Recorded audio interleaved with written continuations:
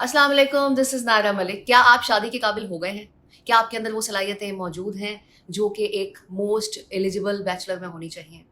ऐसी कौन-कौन सी खसूसियात हैं जो अगर ना हो तो शादियाँ नाकाम हो जाती हैं? ऐसी कौन-कौन सी क्वालिटीज़ हैं जिनकी बेस पर पेरेंट्स को सोच लेना चाहिए कि अब ये लड़का इस काबिल हो गया है कि इसकी शादी कर दी जाए? आज के व्लॉग में 3 ऐसी खसूसियात जो कि एक लड़के में होनी चाहिए। वो क्वालिटीज़ जो कि लाज़मी होनी चाहिए शादी करने के लिए, वो आज आपको पता लगने वाली हैं। और अगर नहीं है, तो ये ज़हन में बिठा लीजिए कि अभी लड़का इस काबिल नहीं है कि इसकी शादी की जाए। पॉइंट नंबर 1, आने वाली लड़की के अखराजात उठाने के काबिल हो, ये सबसे मोस्ट इम्पोर्टेंट पॉइंट है। अब इस पर थोड़ी-सी नज़र डाल लेते हैं। अगर लड़की के वालिदैन या लड़की खुद भी थोड़ी लालची है इस हवाले से कि भई मैं आगे जाऊँ तो लड़के के पास पैसे होने चाहिए, वेल सेटल्ड होना चाहिए, तो इसमें कोई बुरी बात नहीं है।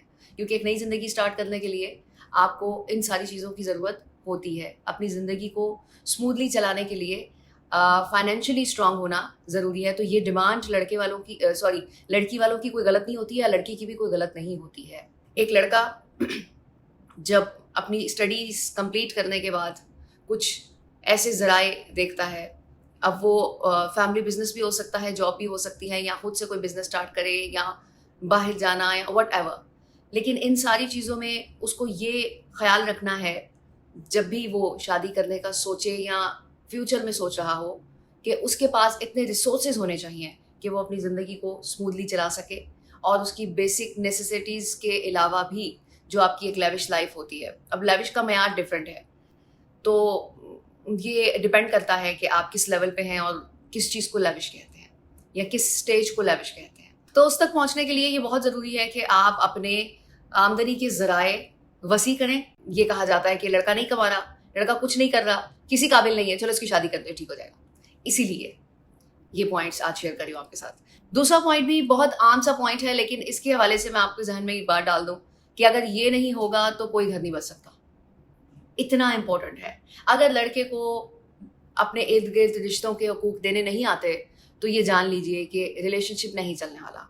एग्ज़ाम्पल के तौर पे बता देती हूँ, जब लड़की आती है घर में ब्याह के, तो एक माँ ही उसे बहुत प्रोटोकॉल के साथ और बड़ी इज़्ज़त के साथ और बड़ी मोहब्बत के साथ लेकर आती है। बाद में जो प्रॉब्लम्स क्रिएट होते हैं, वो इस वजह से होते हैं कि लड़का और लड़की का रिलेशनशिप भी मज़बूत होने लगता है, लड़की केयर करने लग जाती है लड़के की।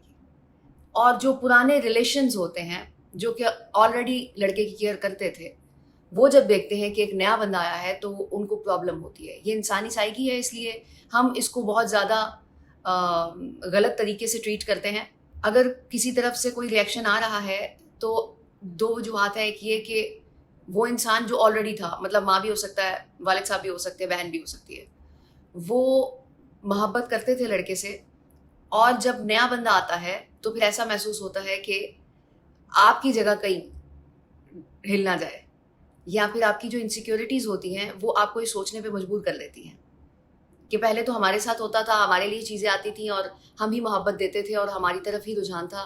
अब ये नया बंदा आ गया है तो इसकी भी एडजस्टमेंट हो जाएगी, तो शायद हमारी मोहब्बत में कोई कमी हो जाएगी। जबकि ऐसा बिल्कुल भी नहीं होता। हर इंसान की एक अपनी जगह होती है दूसरे इंसान की ज़िंदगी में और वो किसी के आने से हिलती नहीं है।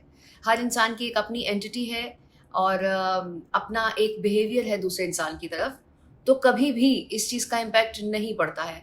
ये ज़रूर हो सकता है कि आप साइकोलॉजिकल फैक्ट्स देखें, तो जब कोई नई चीज़ या नया इंसान आपकी ज़िंदगी में आता है तो आपको बहुत अट्रैक्ट करता है।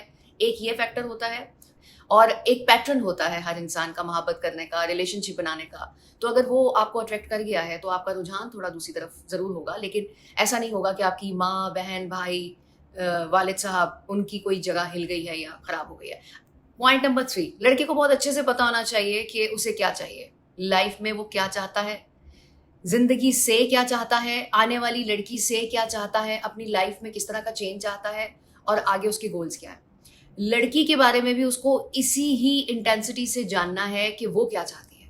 तो जो ज़िंदगी उसने पहले घर में गुजार ली वो तो ठीक है, लेकिन आगे जो सिलसिला शुरू होता है उसकी ऑलमोस्ट ज़िम्मेदारी लड़के की होती है। तो इसीलिए उसे ये जानना बहुत ज़रूरी है कि वो अपनी ज़िंदगी में कैसा चेंज चाहती है।